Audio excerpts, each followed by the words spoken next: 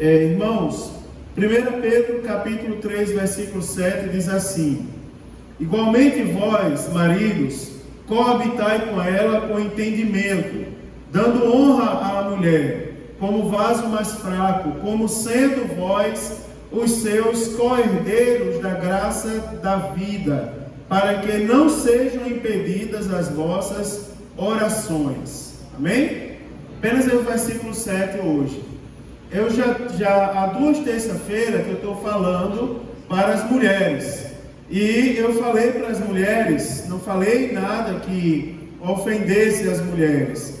Eu falei acerca do posicionamento das mulheres. Semana passada eu falei da importância da beleza interna das mulheres. Falei da beleza externa e da interna, não é? E hoje eu vou ficar, antes de entrar na nossa vida devocional, antes de falar do amor fraternal, por exemplo, e da paciência nas aflições, que é os próximos assuntos da carta do apóstolo Pedro, eu vou falar um pouco acerca dos homens, dos maridos.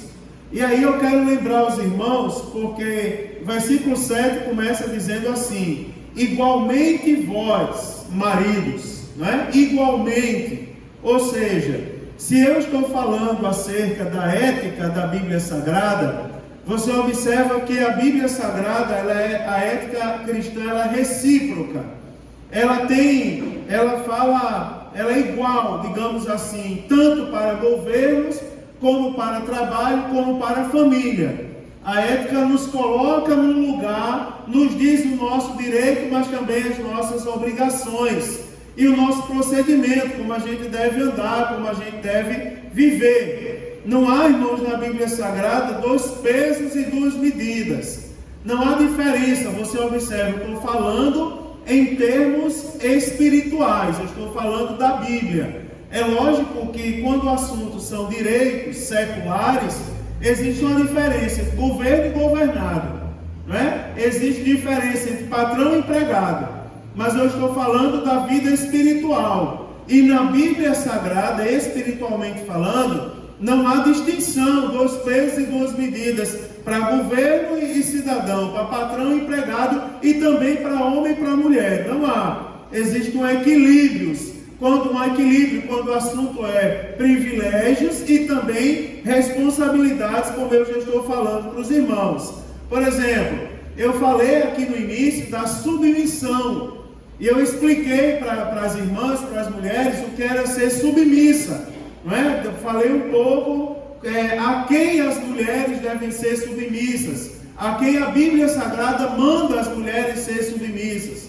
E, irmãos amados, a submissão da esposa ao marido, eu expliquei para os irmãos, não dá direito ao marido, para o marido ser rude, não é? Para o marido ser déspota, ou seja, tratar a mulher com humilhação, humilhar a mulher, não dá direito a isso a ele. Né? Quando esse termo aqui igualmente é falado, ele revela que a submissão da esposa, né? Ela não é uma plataforma para que o homem explore a mulher ou submeta a mulher ao serviço eterno.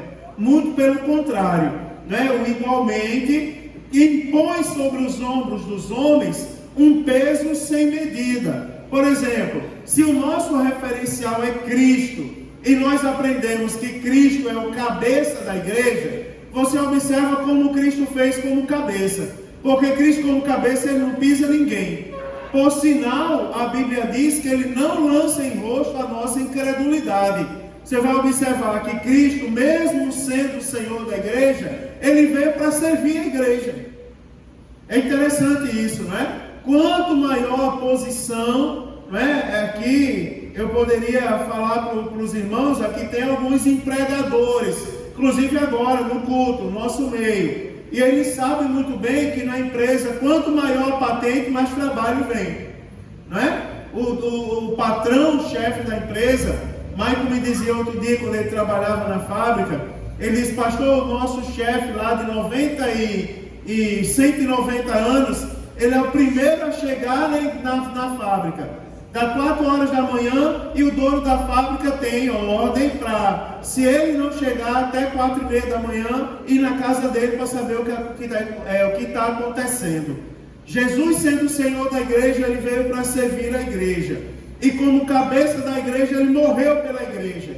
Agora tem uma coisa, irmãos, e eu quero começar a confrontar a nossa natureza a partir daqui. E depois dar algumas recomendações. Jovens dizem assim: meu Deus, o pastor bate e sopra imediatamente. Não é isso. Não é? Eu quero confrontar e ao mesmo tempo trazer algumas coisas boas. Por exemplo, eu estava lendo isso aqui e achei um autor que diz o seguinte: é mais fácil uma mulher ser submissa a Cristo do que o marido amar sua esposa como Cristo amou a igreja. É aquela história, né, de dizer assim: eu amo tanto os cônjuges casados, né, e dizer assim: eu amo tanto meu esposo, amo tanto a minha família. Mas é interessante que aquela história da morte chegar de noite, vamos supor que ela vem com a foice, né, aquela bicho feio lá, com a capa na cabeça, e vem, está o casal na cama, e olha para o marido e diz assim: hoje eu vim para levar um dos dois, quem eu levo? Ele diz: leva ela, né? Leva ela primeiro. Ou se perguntar a ela, diz: não, leva ele, dá muito trabalho, deixa eu mais um tempinho aqui, eu já tenho muito o que fazer. Mas é interessante, olha que frase que confronta a gente. É muito mais fácil uma mulher ser submissa a Cristo do que o marido amar a esposa como Cristo amou a igreja. E por ela se entregou. Pense nisso, né, irmãos? Confronta, mas parece que é uma realidade quando a gente vai para a prática, não é? Você observa que o amor de Cristo não era egoísta. Não tinha nenhum tipo de egoísmo. Por exemplo, eu lhe amo, mas não toque no meu bolso. Eu amo você, mas se você impedir, não é? Se você gastar todo o meu dinheiro com coisa para dentro de casa, com comida para o menino, você vai me pagar. Daí eu deixo de amar. Né, irmão? Então, não tem uma coisinha aí, não é? Que intriga a gente? Tem sempre uma coisinha que vai intrigar. Por exemplo, eu conheço irmãos que insistem para a mulher comprar uma roupa nova, ela não quer comprar. Mas tem outras que morrem e se esgoelam: e eu preciso de uma roupa nova, e o marido diz: não, roupa nova eu não compro para você. Mas não ama como Cristo amou a igreja? Não é? Se entregou por ela? Vai aprendendo aí. Né, irmão? Isso é verdade. Porque assim, vou falar uma coisa para você: é o padrão de Deus. O marido que espera a submissão da mulher, ele deve estar pronto para dar sua vida por ela. Tá certo? Do mesmo jeito que a mulher é submissa, o marido também tem que estar pronto para dar a sua vida por ela. Vós, mulheres, seja submissa ao marido, não é assim? E vós, maridos, amem a sua esposa, assim como Cristo amou a igreja e se entregou por ela. Então, se a mulher é submissa, o homem tem que estar preparado para dar vida pela mulher. Então, os maridos são orientados pelo apóstolo Pedro agora a amarem a sua esposa. E tem um detalhe: não é amar a esposa só quando ela é submissa, também amar a esposa quando ela é insubmissa. Sabia disso? Da mesma maneira que o apóstolo Pedro começou esse contexto falando para as mulheres, que as mulheres fossem sábias para ganhar o marido, mesmo quando eles não fossem da mesma fé, o marido também tem que conhecer a esposa. Daqui a pouco eu vou falar isso para os irmãos. Eu quero falar para vocês 4 pontos aqui interessantes que os maridos, que os homens devem prestar atenção quando o assunto são as mulheres. E as mulheres devem aprender para lembrar o marido em relação a isso. Primeiro, quando a Bíblia fala assim: igualmente vós, maridos, coabitai com ela. O que a Bíblia está querendo dizer com isso aqui? Vós, marido, coabitai com ela. Eu quero frustrar alguns pensamentos maus e dizer para os irmãos que a tradução correta para isso aqui, do grego para o português, é viver junto na mesma casa. O que o texto está querendo dizer é: vós, maridos, vivam juntos na mesma casa com a sua esposa. E quando a Bíblia diz isso, ela está chamando a nossa atenção para que os maridos, agora veja que eu estou falando para os maridos, evitem separações desnecessárias. E mais, esse termo aqui, coabitai, ele também traz a ideia de compartilhamento mútuo de bens. Ou seja, não pode existir entre o casal, e eu posso estender até a família, aqueles objetos que são só do homem e só da mulher. Por exemplo, meu celular é meu, ninguém toca, não é? Você não pode usar o meu celular, você não pode ler as minhas mensagens no WhatsApp, você não pode saber o meu saldo na conta do banco. Não é? Então tem algumas coisas aí, irmãos, que a gente precisa colocar em ordem. É viver na mesma casa e evitar separações desnecessárias. Quer ver uma coisa interessante, irmãos? É porque você já viu que por qualquer coisa se fala em separação? Não é? Por qualquer coisa vamos separar. A melhor é uma geração de covardes. Não é? Por qualquer coisa diz assim, vamos nos separar que é melhor. Você fica calado num canto, eu fico calado no outro, e é melhor assim que não entra em conflito. É covardia. Porque a Bíblia Sagrada está dizendo, igualmente vós maridos, coabitai com ela. Ou seja, faça de tudo para viver bem com ela. É assim, ó irmão, vou falar uma coisa, quer ver? Vou falar uma coisa que os homens vão concordar comigo. Quem nunca se irritou com a falaria da mulher? Os casados. Quando a mulher começa a reclamar, o gás acabou, o menino está chorando, e a casa está suja, tem muita louça para lavar, e tem isso, tem muita roupa, e tem não sei o quê, e tem não sei o quê, e você não me ajuda em nada. Dá uma agonia na cabeça, dá vontade de dizer, fica quieta, mulher. Mas a Bíblia está dizendo, vocês maridos coabitem com ela. Ou seja, aí diz assim, eu vou sair um pouco, porque eu não aguento mais olhar para essa mulher. Não é? Uma vez eu perguntei para o homem, o que é que custa você lavar a louça um dia com ela? Aí o homem disse assim, eu não sou idiota. Eu digo, não, você é idiota falando isso, rapaz. Com toda elegância, mas eu acho que você não é um tolo. O cara que lava a louça é um tolo. Eu acho que quem não ajuda a esposa é que é um tonto.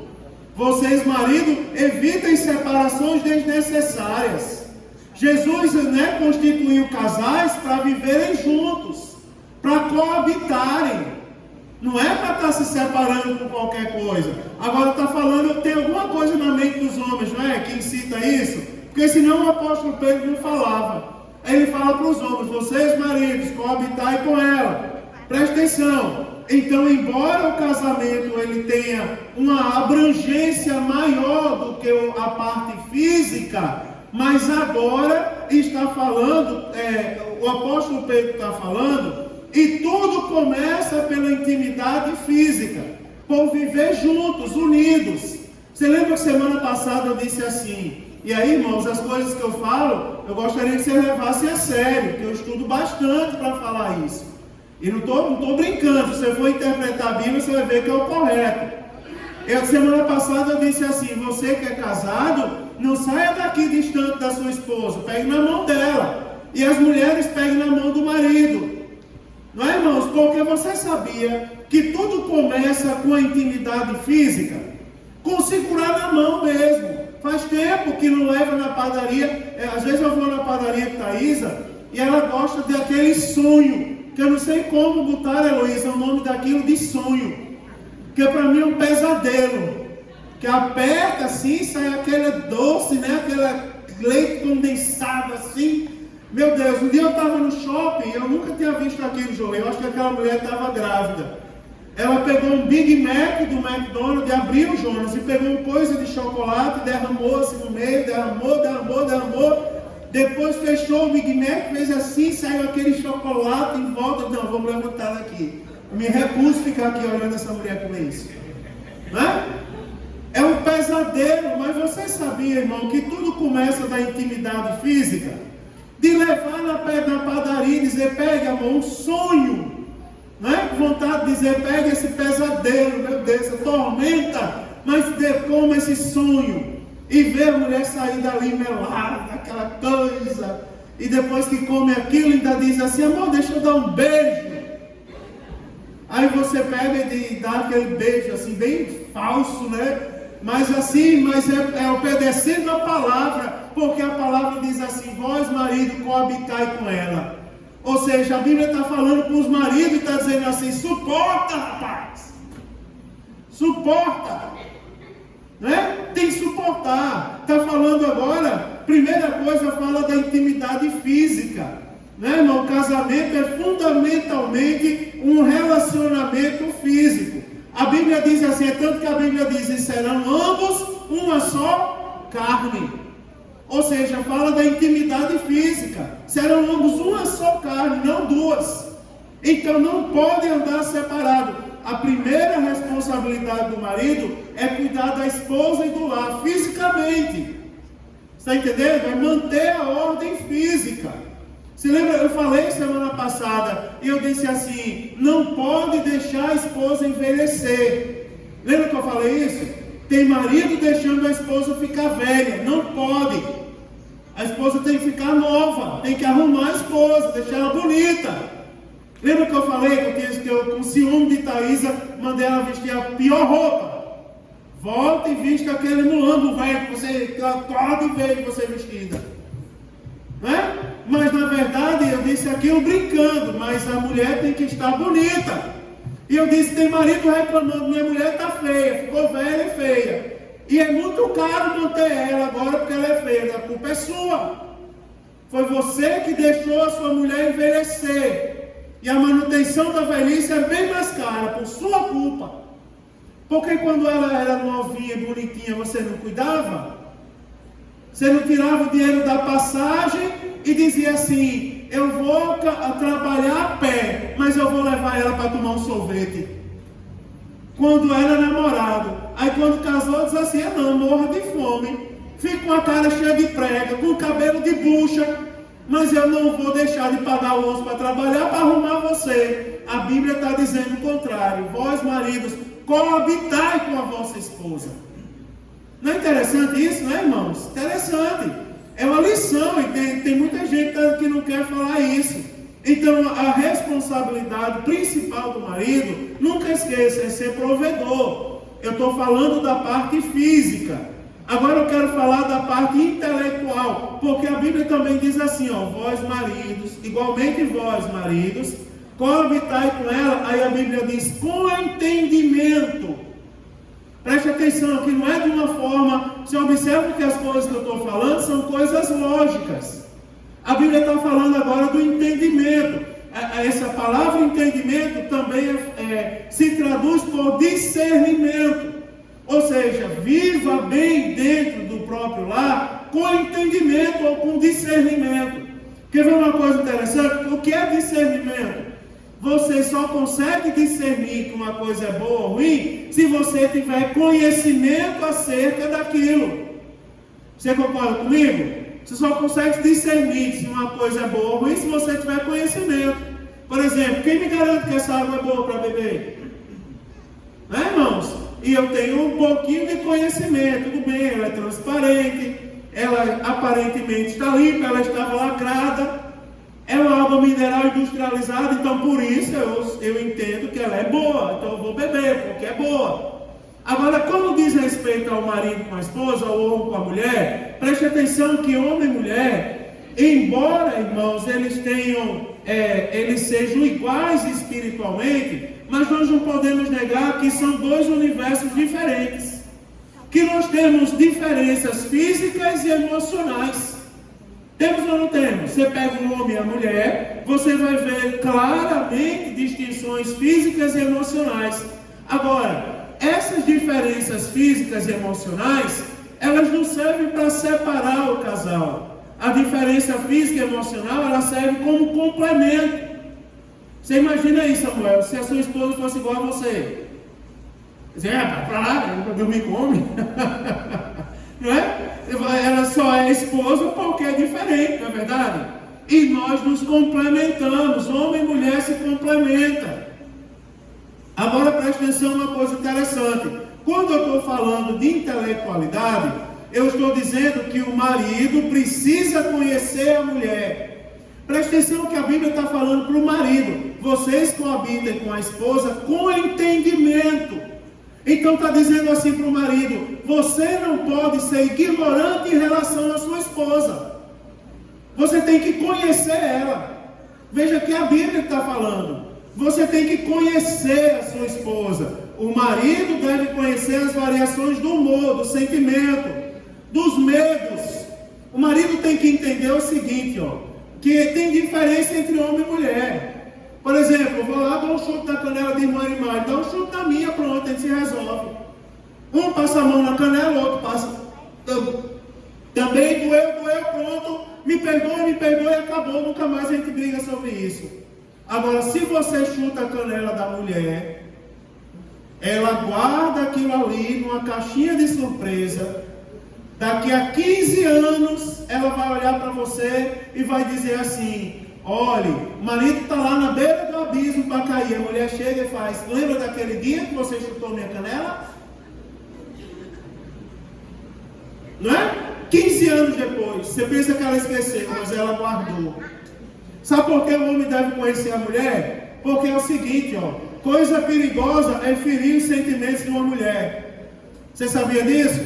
Coisa perigosa é ferir as esperanças de uma mulher. Quer ver uma coisa? Eu vou falar para os maridos aqui. Eu vou ensinar você a matar a sua esposa para que você não mate. Olhe para a sua esposa e chame ela de feia. Isso é a coisa mais feia que já aconteceu na minha vida. E saia de perto, você vê se você não matou a sua esposa. Não é, irmãos? Mata. Não é? Mata, é verdade.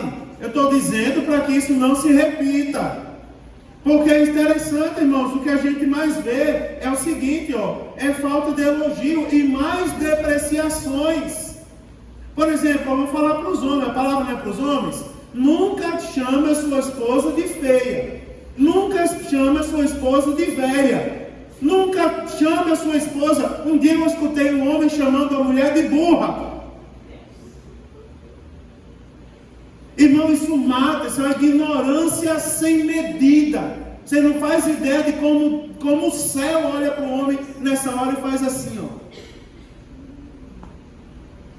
Porque a Bíblia está falando aqui, quando a Bíblia fala com discernimento, ela está dizendo assim: quando a gente fala com a mulher, você tem que saber o que você está falando, para que você não caia na lábia da mulher, mas também para que você não magoe a mulher, porque não pode magoar a esposa. Nós precisamos conhecer as variações de humor, de sentimento, de medo, de esperança. Quer ver uma coisa interessante, irmãos? Quem é que sente dor no relacionamento? Quem é que sente dor? E daqui a pouco eu vou falar uma coisa interessante. Eu vou falar do aspecto físico. No próximo ponto eu vou falar do aspecto físico, mas eu posso adiantar. Quando a Bíblia diz aqui, reconhecendo que a mulher é a parte, o vaso mais frágil, a gente sabe que existe uma diferença fisicamente falando entre o homem e a mulher, não existe? Existe. Se o homem quiser bater na mulher, ele pega e bate, porque ele é fisicamente mais avantajado. Mas até parece que na prática a mulher é mais forte. Quer ver uma coisa? Eu vou fazer uma pergunta: quem é que tem mais medo de injeção, homem ou mulher? É unânime, né, irmão? Quem é que tem mais medo de injeção? É o homem. Né, irmão? Quem é que entra em coma quando tem uma gripe? É verdade. Agora pega a mulher, está aí a época do Covid. Tem mulher aí que pegou o Covid e no outro dia estava na cozinha fazendo almoço. Sem ar, sem fôlego, mas estava lá na cozinha fazendo almoço. Agora presta atenção, até parece que a mulher é mais resistente, mas a gente tem que tomar cuidado, né, irmãos? Porque a mulher precisa ouvir com o coração. O homem precisa falar a verdade em amor, porque é uma coisa difícil. Eu estava falando para os homens e estava dizendo assim, as mulheres passam por um constrangimento na área da saúde que vocês não fazem ideia. E o homem, para fazer o exame de sangue, não é, irmãos? É assim, é porque a gente está muito ouvido ao mundo. Eu não sei para onde foi minha sogra, que estava aqui há pouco tempo. Mas vou falar dela, pronto. O povo fala mal da sogra, não é? O povo fala mal da sogra.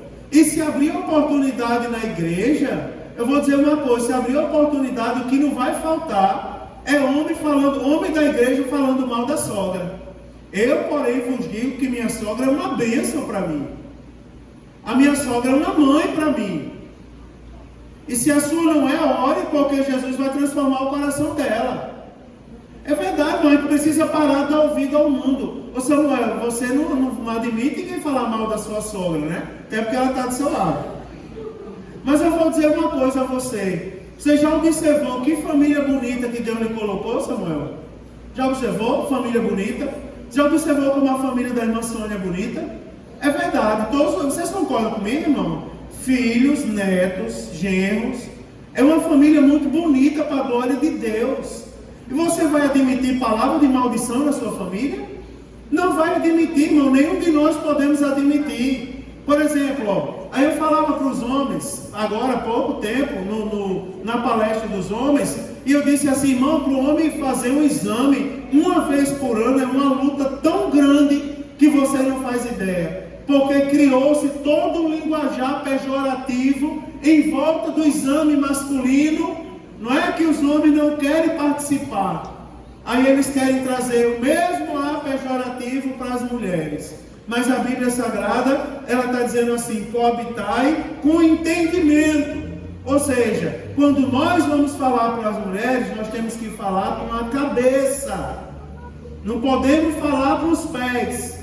Né, irmão? Quem fala para os pés é quem? É o cavalo que dá coice.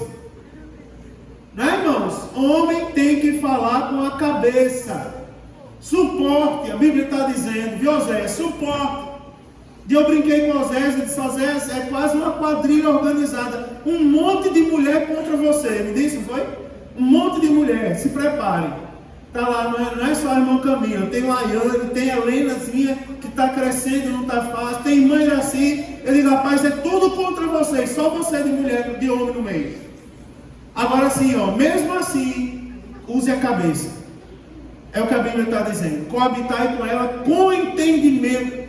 Gabrielzinho está longe, 2 contra 1. Né? É verdade. Mas a Bíblia está, olha, irmão, o que eu estou falando. Com entendimento. Viu, Gustavo? Já antes do casamento, tem que usar isso aqui, ó. A cabeça.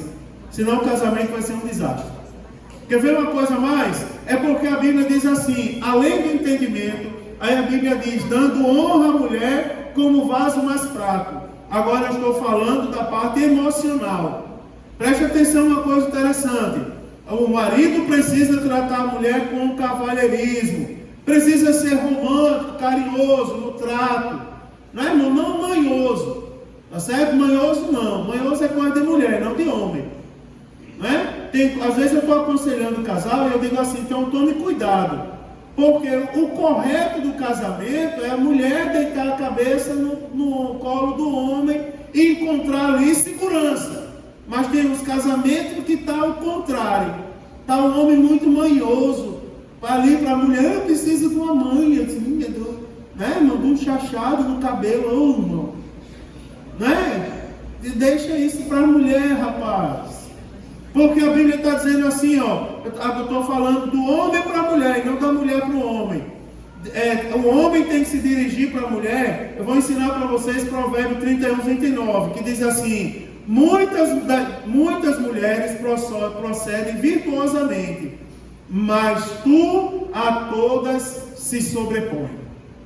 Não é? Ou seja, o elogio diário que deve haver para a esposa. Não é, irmãos? Nada mais fere uma mulher do que o marido completamente casca grossa. Não é, irmão? O homem tem que ser homem, mas ele não pode ser estúpido. Não é? Ele tem que ser homem, tem que ser macho. O homem tem que mostrar que é homem, mas ele não pode ser estúpido. Ele não pode deixar de falar palavras, não é, irmãos, românticas para a esposa. E tem uma coisa, não é só o homem falar palavras, tem mulheres que não aceitam. Você sabia que tem mulheres que quando o homem chega perto dela diz assim: ô minha filha, como você é linda, sai pra lá, não quer lá elogio? Quer lá, né, manha? Quer lá essas coisas? Não, rapaz, deixa Deus usar o seu marido. Deixa ele dar uma maçã do amor para você. Né, irmão? Para você todos os dias Então deixa o marido ser, não é verdade? Deixa ele ser romântico também, porque tem mulher que também não é fácil. Então o apóstolo Pedro, quando ele fala da parte mais frágil aqui, quando ele está dizendo aqui como vaso mais frágil, ele está falando claramente da parte física, tá certo? Agora, na questão do trato, o marido deve tratar a esposa como vaso mais caro, mais belo, mais frágil, tá certo? É aquilo que eu falei para os irmãos, a parte emocional. O marido tem que lutar para a esposa ser bonita. Lute para a sua esposa ser bonita. Não adianta. Chegou um casal aqui outro dia, num evento de casais, e eu fico meio arretado quando vem na carta assim: eu quero apresentar o presbítero João e a esposa. Aí eu digo assim: Josi, esposa não tem nome? Eu sempre digo isso. Eu pego e mando perguntar o nome. Eu mandei alguém dessa vez, alguém foi lá e perguntou o nome da esposa. Aí eu apresentei o casal. Está aqui o irmão fulano e sua esposa fulano, disse o nome dela. Aí aqui ele fez uma cena danada. Venha para cá, e a esposa não queria vir. Venha, a esposa veio, ficou sem jeito aqui. Fala alguma coisa. Ela disse: não, tá bom, já vinha força e tal. E quando foi saindo, ela dali, e assim o conhecimento a gente tem que tomar cuidado, porque ele às vezes mata. Não é quando a gente faz curso de Libras para falar com surdos, a gente aprende a fazer leitura labial, porque nem todo surdo sabe falar em Libras. Por exemplo, a gente tem um que vem aqui, vez por outra, vocês conhecem ele, não é? Ele vem e ele é surdo mudo, e ele não escuta bem, ele é batizado no Espírito Santo. Daqui a pouco Deus usa ele e começa a falar língua estranha ali. Mas ele não sabe falar em Libras. Ele faz leitura labial. Então quando a gente aprende a falar Libras, faz leitura labial. Aí eu fiquei olhando daqui, quando o casal foi saindo, que ela bateu nele e disse assim: eu quero ver em casa agora você me chamar de meu amor.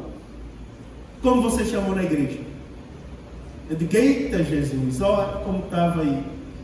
Não é interessante? Então, irmãos, quando fala do vaso mais frágil, fala do vaso que requer mais cuidado. Tá certo? Cuide do emocional da sua esposa. Olha, eu vou dizer uma coisa para vocês que eu não sei se eu deveria dizer, mas vou falar. Vocês querem ouvir? Digam amém. Amém. Foi pouco amém, tem gente com medo de ouvir. Mas eu vou falar. Vou falar de mim. Tá certo? Do meu casamento com a minha esposa. Feriram a minha esposa um dia. Tá ali minha sogra, chegou. Feriram a minha esposa um dia. E por causa da ferida, a minha esposa teve depressão no pós-parto. E ainda hoje, por causa dessa ferida, ela não pode engravidar. Vocês sabem disso? Está ali minha sogra que não me deixa mentir. Ainda hoje, por causa dessa ferida, ela não pode engravidar. Quando eu digo assim, que a esposa deve ser tratada como o vaso mais frágil, é porque a gente não faz ideia do dano que pode causar na vida de uma esposa se ferir a esposa. Não se fere a esposa. Não é, irmão? Não se fere. Se algum dia você disse alguma coisa depreciatória com a sua esposa, Jesus está falando com homens aqui hoje. Chegue para ela em casa e peça perdão para ela. Diga: me perdoe daquele dia que eu falei isso ou que eu fiz aquilo, porque eu não deveria ter feito. Você é o vaso mais frágil. Não no sentido de ser inferior, mas no sentido de ser cuidada. É obrigação do homem cuidar da mulher. Obrigação, não é uma opção. Quer ver mais? Eu vou dizer para os irmãos. Em quarto lugar, e para eu terminar, eu quero falar no sentido espiritual, porque a Bíblia diz assim, a Bíblia diz, depois do vaso mais frágil, aí a Bíblia diz: como sendo vós os seus co-herdeiros da graça da vida, para que não sejam impedidas as vossas orações. Quero falar do lado espiritual agora. Deixa eu repetir para os irmãos aqui o que é que eu falei. Falei do aspecto físico, eu falei do aspecto intelectual, lembre-se do entendimento, eu falei do aspecto emocional, ou seja, traga de volta ao coração as palavras bonitas que se dizia quando estava no namoro. Tá certo? As atitudes bonitas. Nunca esqueça o exemplo. Quando namorava, né? Isaac, quando arranjou a namorada, vai deixar de pagar o ônibus para comprar um sorvete com ela lá na sorveteria da rua. depois de casar, vai dizer, não, se quiser que morra no deserto, eu não vou deixar de pegar meu ônibus para comprar sorvete. Aí a Bíblia está falando para o Isaac, já vá aprendendo, não se faz isso com a esposa, tá certo? Tratar o aspecto emocional, ou seja, tratar a esposa com dignidade. E por último, para eu terminar esse assunto e passar para o relacionamento entre os irmãos, eu quero falar do aspecto espiritual. Preste atenção que quando nós vamos ler os livros sobre a época aqui, nós vamos entender que as mulheres, elas eram proibidas de participarem de cultos gregos, romanos, e até impedidas de entrar em determinadas sinagogas. Porém, quando o assunto é o cristianismo, nunca esqueça que a mulher, tá certo? Nunca esqueça que a mulher tem direitos espirituais iguais. Jesus, quando olhou para aquela árvore, que ele disse assim, não coma daquela árvore, ele não disse só para o homem, ele disse para o casal, não coma daquela árvore, o direito e as obrigações são iguais, tá certo? Agora preste bem atenção no que eu vou dizer, né, irmãos? Não apenas isso, mas a vida espiritual do marido está diretamente relacionada à forma com que trata a sua mulher. Quer ver um detalhe? Quando a Bíblia fala, chama atenção, para que não sejam impedidas as vossas orações. Eu adiantei semana passada e disse aos irmãos, quem é o casal aqui que consegue sair de casa brigado e chegar na igreja e falar língua estranha? Quem é o marido aqui que fecha o clima em casa e chega na igreja, faz e acontece? Quinta-feira, irmã Neuzinha estava ali, mais ou menos está em Manalva, irmã Neuzinha Fogarel. Quem estava quinta-feira aqui viu, né? Aquela pequenininha, cabelo comprido, irmã Neuzinha. Aí eu disse assim ao irmão lá fora, Deus me mostrou um negócio em relação ao irmão. Aí eu peguei, chegou lá fora, aí eu disse assim ao irmão, ó, cuidado com aquela irmã ali, porque ela é daquelas antigas, que Deus revela a vida da pessoa a ela. Aí ele fez, misericórdia, eu vou logo para casa. Eu vou logo para casa. Não é? Eu disse, cuidado que Deus revela. Porque Deus me mostrou uma coisa, eu não sei se vocês lembram quinta-feira, que foi uma bênção o culto. E foi um fogaréu, e eu quando peguei o microfone no final do culto, eu disse assim, leve esse fogaréu para casa. Que esse fogaréu controle a língua. Lembra que eu falei isso? Mas eu não falei por acaso, não é porque Deus me mostrou um negócio, que eu não posso nem dar pista do que Deus me mostrou, que eu tratei direto com a pessoa. Deus me mostrou, eu tratei direto com ela.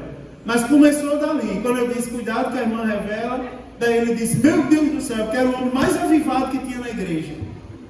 Mas fecha o clima em casa. E aí, irmão, distrata todo mundo. E em casa e na igreja é o profeta. Como pode? Aí a Bíblia diz assim, cuidado para as vossas orações não serem impedidas. Ou seja, você faz e desfaz, mas se não estiver bem com a esposa, nem venha, irmão, querer ser usado por Deus. Primeiro vai lá e se reconcilia. E eu não acredito que alguém dessa igreja vai dizer assim, então pronto, eu não vou ser usado por Deus, mas também não peço perdão. Eu não acredito que vai ter alguém que vai dizer isso, que eu vou dizer, então se converta. Porque se não é crente capaz de pedir perdão à própria esposa, é porque não é nem crente. A Bíblia Sagrada, eu estava lendo alguns autores, que eles dizem assim, ó, quando cessam as orações, não é, irmãos? O relacionamento, ele se resume em mera formalidade. Vou perguntar a vocês aqui, em todos os lares que aqui estão representados, ainda tem oração? Em todos os lares que aqui estão representados, ainda tem o culto doméstico? Ainda tem o hino da harpa e uma oração pela casa? Ainda ora pelo alimento? Né, irmãos? Porque quando cessa a oração, cessa a família. O apóstolo Pedro está dizendo assim, ó, que se o marido falhar em amar, honrar e respeitar a mulher, as suas orações também serão interrompidas.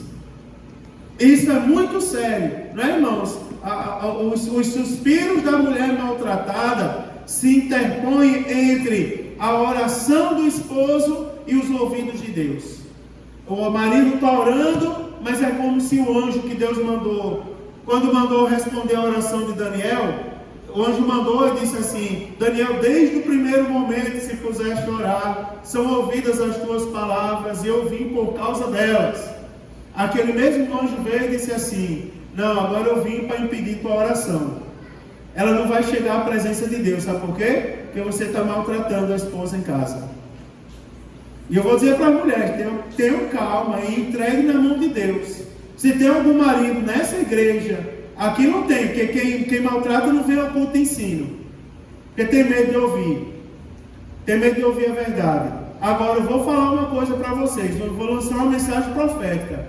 Se nessa igreja tem algum marido maltratando a mulher, Deus vai ter com ele. Sabe por quê? Porque as orações dele não chegam à presença de Deus. Antes Deus trata. Antes Deus vai lá e trata. Não é, irmãos? Então todos os casados, você observa que a Bíblia Sagrada, ela vai ter orientação para as mulheres e também para os homens. Né? Eu sou durão, eu, Mário Sérgio, sou durão. Eu sou, por natureza, eu sou durão, sou assembleanozão tradicional, e eu todo dia vigio para não mudar. A mesma palavra que eu uso aqui, eu uso em casa. A mesma exigência que eu faço para vocês, eu faço para o Mário, em casa. E peço a Jesus para não mudar. Mas eu tenho um temor tão grande. Você sabia? Não tenho medo de Thaisa, não. Aí vocês iam me achar estranho. Tenho medo de Thaisa, não. Mas eu tenho um temor tão grande em pronunciar o nome dela. Você sabia, irmão, diante de Deus? Que eu tenho um receio de pronunciar o nome dela, porque se eu tratar ela mal, as minhas orações serão impedidas. Você já viu isso aí? Imagina aí, Morimar, se algum dia se eu tratar a irmã Deusira mal, suas orações serão impedidas. E eu poderia pegar cada casal aqui. Imagina aí, Jonas, se algum dia você tratar a irmã Fran mal, suas orações são impedidas. Maxwell, se algum dia você tratar a irmã Silene mal, as orações são impedidas. E todos nós, homens que aqui tem, não é, irmãos? Somos durões, mas a gente sabe olhar para a esposa e dizer assim: você é a coisa mais linda que Deus colocou na minha vida. Não é, irmãos? Isso aí a gente não pode deixar de dizer jamais. Mas não é dizer para a boca para fora, isso tem que estar entranhado no coração. Tá certo? Mas pastor, tem muita gente aqui que não é casado, mas já vai aprendendo. Se quer casar um dia, casamento não é aventura, não. Casamento, você vai ver muita coisa ruim acontecer. Não é só coisa boa, não. A velha história do bafo, não é? Que para namorar ele vem assim com cheiro de eucaliptos. Agora, de manhã cedo, né, uma estação de tratamento da Casan ali no início da rua. Não é verdade? E o casamento não é só um mar de rosa, mas a Bíblia está dizendo: coabitai com a sua esposa em entendimento. Não é verdade, querido? É verdade. Por isso que essas coisas precisam ser ditas. Agora, para terminar, eu vou ler mais um versículo aqui e vou terminar mais um versículo à frente. Porque a Bíblia diz assim, versículo 8. E aí eu vou terminar no horário, não se preocupe não. E finalmente, sede todos de um mesmo sentimentos, compassivos, amando os irmãos, entranhavelmente e misericordiosos e afáveis. Aí você vai ver que agora o apóstolo Pedro entra em outra vertente. Agora ele deixou de tratar governo, trabalhadores e família. E agora ele voltou a tratar a igreja de novo. Aí ele disse assim, quando ele fala para a igreja, ele diz: e finalmente. Esse finalmente, eu estava lendo sobre ele, não é aquele finalmente, Cristiano, do final do discurso. Finalmente eu digo isso, a conclusão, não é. Esse finalmente aqui, ele é sinônimo de cheguei no ápice do meu discurso. Finalmente cheguei onde eu queria chegar. Não é? Agora cheguei onde eu queria chegar. Aí o apóstolo Pedro diz assim: e agora, vocês todos, sede todos e o mesmo sentimentos. Aí, mesmo sentimento. Aí você imagina o seguinte, nós somos diferentes fisicamente falando, nós somos diferentes intelectualmente falando, mas nos sentimentos diante de Deus nós devemos ser iguais. Servimos o mesmo Deus, vamos para o mesmo céu, não é verdade? Vamos herdar a mesma cantamos os mesmos hinos na igreja, pedimos a Deus pelos mesmos propósitos, e quem é que tem direito de dizer eu sou maior, eu sou menor? Não é só eu sou maior não, também eu sou menor. Porque do mesmo jeito que tem gente que diz que é maior, tem gente que está sendo enganado pelo adversário, dizendo eu sou menor, não valo nada, eu sou a tristeza da igreja, sou o pobre coitado. Daí o apóstolo Pedro agora mudando o discurso, e eu queria terminar aqui, ele diz assim, olha, finalmente saibam que estamos todos no mesmo barco. E Jesus manda dizer, né, irmão, que todo mundo tem que remar para o mesmo lugar. Porque você imagina, todo mundo remando para frente e um para trás. Quando é que vai o barco? Está gastando força à toa. Está remando o contrário porque quer. Mas o barco não vai na sua direção, ele vai na direção de Deus. Aí a Bíblia agora, vou terminar dizendo o seguinte, quando é para louvar, louve. Quando é para ficar de pé, fique de pé. Quando é para dobrar o joelho, dobre o joelho.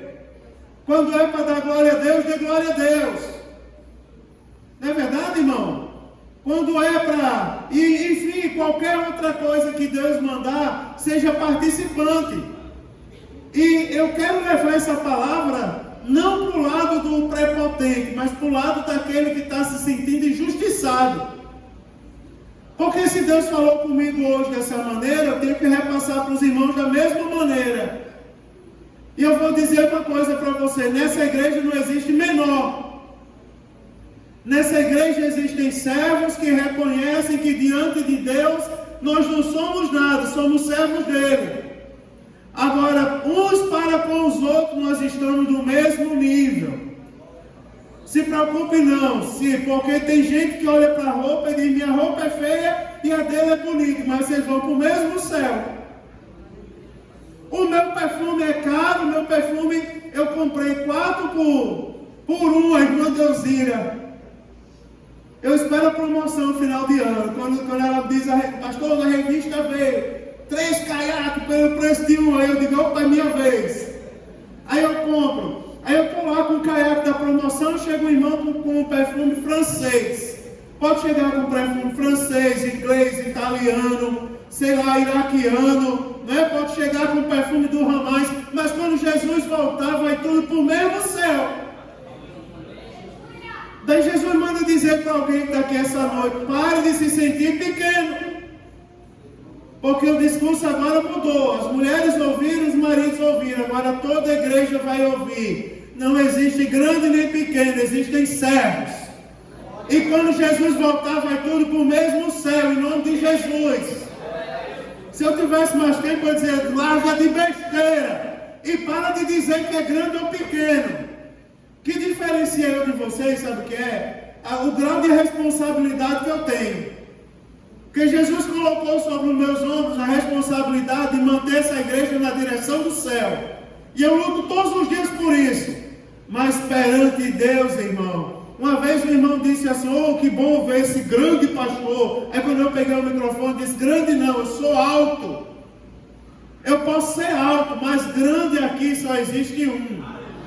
Ele se chama Jesus Cristo. E diante dele todo mundo tem a mesma estatura.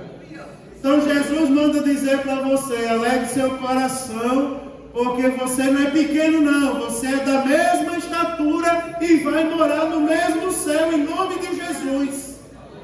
Né, irmão? Vou terminar aqui, vai morar no mesmo céu, pronto, acabou. Mas pastor, disseram para mim, Jesus me mostrou o inferno todinho contendendo fora dessa igreja para que eu ficasse calado. Não é? Eu vou lá ficar calado, meu irmão, eu vou dizer, Jesus Cristo salva, cura, batiza no Espírito Santo.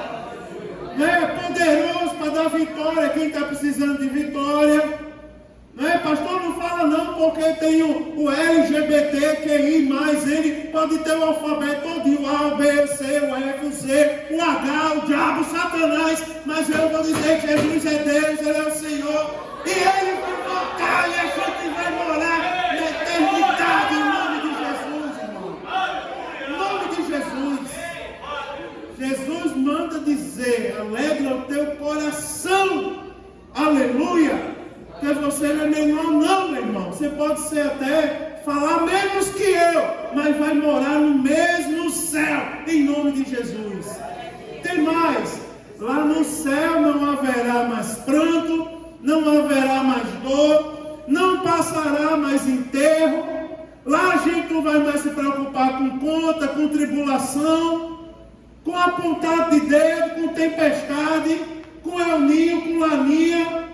Não é, irmão? A gente não vai mais se preocupar com essas besteiras tudo, não. Lá no céu é pisando de ouro, de ouro e cristal. E adorando a Deus eternamente, dizendo: Santo, Santo, Santo é o Senhor dos exércitos. Vou terminar dizendo: arregue no teu coração. Você pode estar onde for. Vem a cabeça da gente, vou terminar, deu a hora. Vem a cabeça da gente um monte de coisa. Olha o que Satanás estava fazendo eu lembrar. Estava fazendo eu lembrar, e eu até falei aqui, do dia que eu fui expulso do ônibus porque minha roupa era feia. Estava fazendo eu lembrar do dia que a irmã tomou o microfone da minha mão na igreja, porque disse assim: esse menino vai cantar o Salmo 121 hoje não, ninguém sabe nem quem é o pai dele. Aí eu cheguei à conclusão, era o Satanás que estava fazendo eu lembrar aquilo. Que é para eu ficar dizendo: eu sou humilde, eu sou pobre coitado, eu sou um desgraçado, eu estou morrendo, eu não tenho dinheiro no bolso, não sei o quê. É para lá, meu irmão, está repreendido em nome de Jesus. Eu sou embaixador do céu, lavado e remido pelo sangue de Jesus Cristo. Não é verdade, irmão? Desde o dia que eu aceitei Jesus, que meus pés estão calçados com a sandália do céu. Desde o dia que eu aceitei Jesus, que minhas vestes são alvas como a neve, e pode querer sujar, mas em nome de Jesus elas vão permanecer alvas. No dia que eu aceitei Jesus, teve uma festa no céu, e eu imagino que lá o céu se inclina para vê-lo adorando a Deus todos os dias. Porque ainda hoje, quando a tristeza, a angústia apertava o coração, aí eu comecei: Deus de fogo, que abriu o mar vermelho, Deus de fogo, e comecei a cantar: divisa de fogo, varão de guerra, ele desceu na terra, ele chegou para guerrear. Vou terminar o culto dizendo: pare de dizer que você é pequeno. Pequeno é o Satanás que é o derrotado. Você pode ser até baixo, mas diante de Deus você vai morar no mesmo céu, em nome de Jesus. Vamos ficar de pé, vamos orar ao Senhor nesse momento.